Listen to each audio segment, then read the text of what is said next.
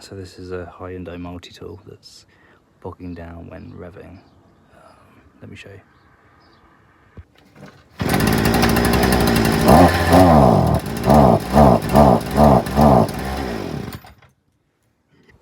So we're going to have to adjust the mixture screw, but I've had to make a special tool for it. Let me show you. So you need an S215 drill bit, an extension, and some sort of ratchet. Put the three together and give it a little quarter turn, I reckon.